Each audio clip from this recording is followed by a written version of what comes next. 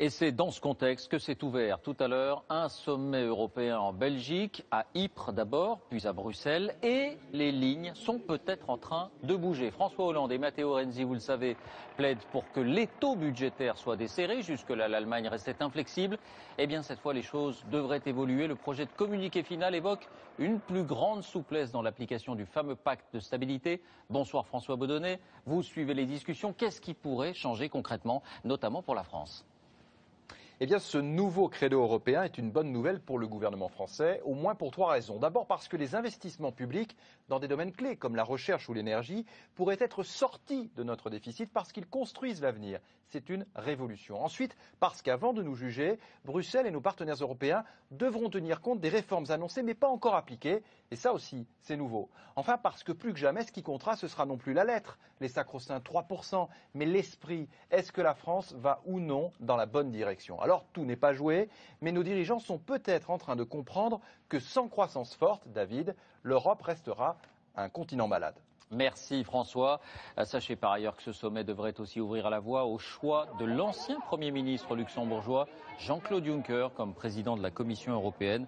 Ce sera sans doute officiel demain. Et si le sommet a commencé à Ypres, c'est parce qu'en cette année centenaire du déclenchement de la Première Guerre mondiale, cette ville est l'un des symboles du conflit. C'est là-bas que la première attaque au gaz moutarde avait été lancée. Reportage que vous avez réalisé, François Baudonnet, avec Frédéric Furnemont. C'est sous une pluie de coquelicots, symbole des soldats tués pendant la Grande Guerre, que les 28 chefs d'État sont venus se recueillir. Sur ce mémorial sont gravés les noms de 55 000 Britanniques tombés ici entre 1914 et 1918. Ypres, le plus grand champ de bataille de la Première Guerre mondiale. Une ville martyre. Au cours des 5 années de guerre, la cité belge est entièrement rasée par l'artillerie allemande. Dans les champs aux alentours, dans les tranchées et dans la boue, 1 demi-million d'hommes vont trouver la mort. Beaucoup sont canadiens, australiens et surtout anglais. Sur leurs tombes, vous voyez que rares sont ceux qui avaient plus de 20 ans. C'était juste des enfants. Ils sont partis se battre pour leur pays. Ce qu'ils ont fait, c'est extraordinaire.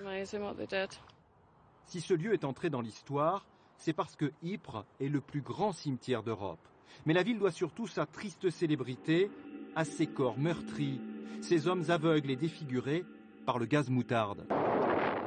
Le 12 juillet 1917, pour la première fois, l'armée allemande utilise cette puissante arme chimique. Un lourd nuage jaunâtre sème la panique dans les tranchées alliées. Ce gaz, rebaptisé alors hypérite, imprime un tournant au conflit. Ces gaz ont entraîné la mort de 20 000 soldats et plus de 500 000 blessés qui, pour la plupart, trouveront la mort plus tard, après la guerre. 100 ans après, la bourgade belge a effacé toutes ses plaies, mais le nom d'Ypres restera pour toujours associé à une arme dévastatrice.